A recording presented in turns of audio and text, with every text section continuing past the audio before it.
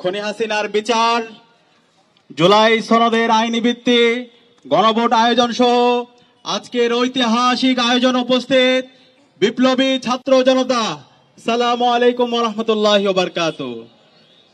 সংগ্রামী উপস্থিতি, গুম খুন ফেসিবাদ কায়েমের মাধ্যমে বাংলাদেশে খুনি হাসিনা এবং তার দোসররা গত 16 বছরে বাংলাদেশকে একটি অকার্যকর রাষ্ট্রে পরিণত করেছিল।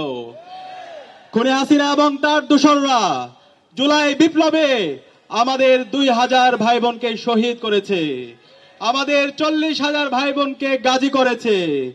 আমাদের শহীদদের আত্মত্যাগের মাধ্যমে এবং আমাদের গাজীদের আত্মত্যাগের মাধ্যমে আজকে আমরা ফেসিবাদ মুক্ত বাংলাদেশ পেয়েছি। আমাদের এই নতুন বাংলাদেশে সবার স্বপ্ন ছিল শহীদদের আকাঙ্ক্ষার আলোকে একটি বৈষম্যহীন ইনসাফ ভিত্তিক বাংলাদেশ বিনির্মাণ করা। এবং গত 16 বছরে বাংলাদেশে যারা ফেসিবাদ কায়েম করেছে, যারা গুম খুন আইনাগর তৈরির মাধ্যমে বাংলাদেশকে একটি ব্যর্থ রাষ্ট্রে পরিণত করেছিল, এই খুনি হাসিনা এবং তার সকল দোসরদের বিচার হবে। টানা তৃতীয়বার অর্জন করেছে দেশের সেরা সুপার ব্র্যান্ড স্বীকৃতি বসুন্ধরা টিস্যু। কিন্তু আজকে 1.5 বছর হওয়ার পরও শহীদদের রক্তের উপর যে অন্তর্বর্তীকালীন সরকার বসেছে, তারা এই খুনি হাসিনা এবং তার দোসরদের এখন পর্যন্ত দৃষ্টান্তমূলক বিচারের আওতায় নিয়ে আসতে পারেনি।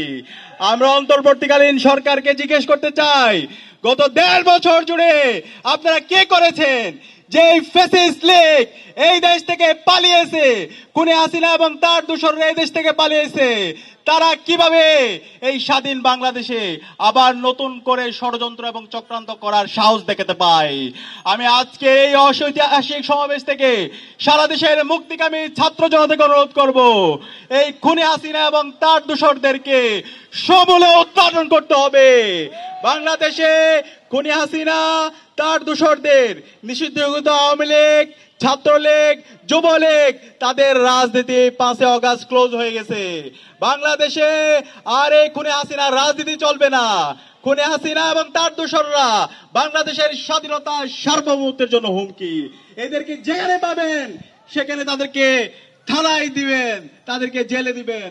আমি একই সাথে অন্তর্বর্তীকালীন সরকারকে অনুরোধ করব, খুনি হাসিনা এবং তার দোসরদের দ্রুত সময়ের মধ্যে রায় ঘোষণা করতে হবে। খুনি হাসিনাকে দেশে এনে তাকে ফাঁসিতে ঝুলাতে হবে।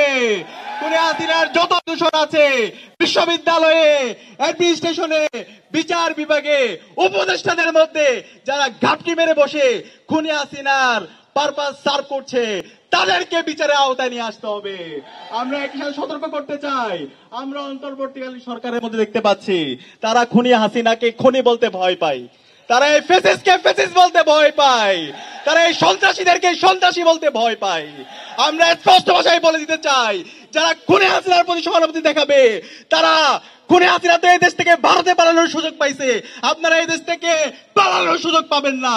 ছাত্র জনতা আপনাদেরকে যেখানে পাবে সেখানে প্রতিহত করবে। একই সাথে আমাদের এই শহীদরা জীবন দিয়েছে আমাদের এই দেশের রাষ্ট্র সংস্কার করার জন্য। আমাদের যে ফ্যাসিবাদী কাঠামো আছে সেই ফ্যাসিবাদী কাঠামোকে ভেঙে চুরমার করে দেওয়ার জন্য।